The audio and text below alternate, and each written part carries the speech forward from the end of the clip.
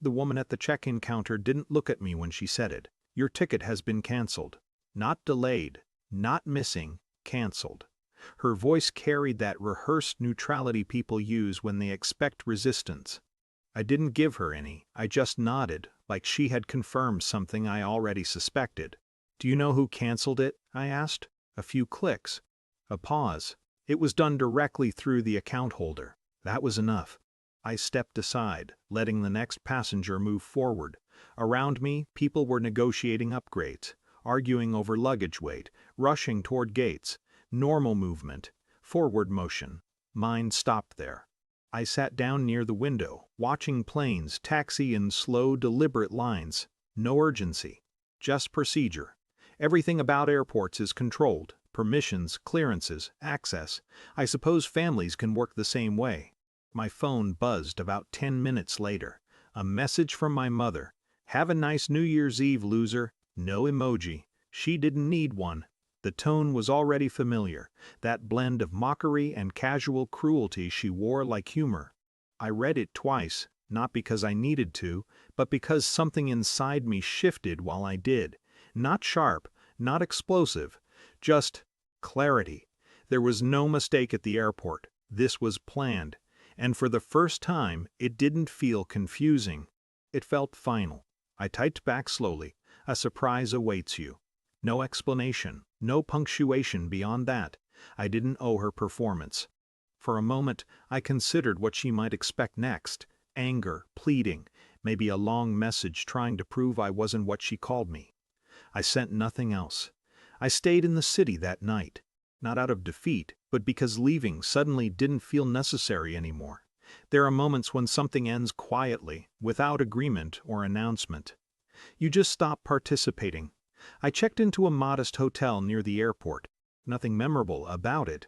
Beige walls, thin curtains, a faint hum from the hallway. It was enough. I sat on the edge of the bed and opened my laptop. There were emails I hadn't answered, documents I had delayed signing, opportunities I had learned over time not to mention at home, because every step forward I took somehow became a problem to explain. Too ambitious, too unstable, too unrealistic. Or worse, ignored entirely. I read through one email again, then another. This time, I didn't hesitate. I responded.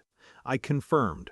I signed, not impulsively, not emotionally, just without waiting for permission. The weeks that followed didn't feel dramatic. There was no confrontation, no final argument. Just distance, built through decisions. I moved. Not far enough to feel like escape, but far enough to feel like sapation. I changed accounts, updated records, redirected everything that once passed through them. It wasn't about cutting ties completely. It was about removing access. There's a difference. They came back after New Year's. I knew they would. Routines are powerful. People return to what they assume still belongs to them. I was already there when they arrived. Not waiting, just present. My mother walked in first, carrying that same energy she always had. Confident, slightly amused, like every interaction was something she already controlled. Then she noticed the changes. Small things at first. Papers on the table. Official envelopes, a different name arrangement on the documents. My stepfather picked one up. He read it once, then again. Neither of them spoke immediately. That was the moment. Not loud, not explosive, just unmistakable. "What is this?" he asked finally. I didn't rush to answer. "It's processed," I said. "Everything's been transferred." My mother frowned slightly, like she was trying to locate the angle of a joke she hadn't been told yet. "Transferred where?" "To me." Silence again. Not confusion, recognition. The kind that arrives too late to interrupt anything. "You can't just," she started. "I didn't just anything," I said gently, and that was true. None of this was sudden. It only looked that way because they hadn't been paying attention. Their faces didn't change dramatically. No shouting, no collapse, just pale. Like something stable in their world had shifted slightly off-center, and they didn't know how far it would go. My mother set her bag down slowly. "You think this is some kind of statement?" I considered that. "No," I said. It's just structure. That seemed to land harder than anything else I could have said. Because structure doesn't argue. It doesn't explain. It just exists, with or without your approval. We didn't talk much after that. There wasn't anything left that required discussion. They stayed for a while, moving through the space differently now.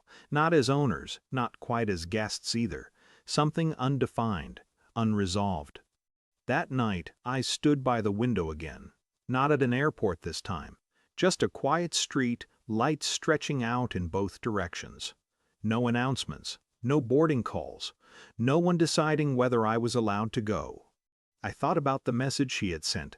"Have a nice New Year's Eve, loser." I didn't feel the need to respond to it anymore. Some things answer themselves, not loudly, just completely. In the morning, I left early. Not to avoid them, just because I had somewhere to be.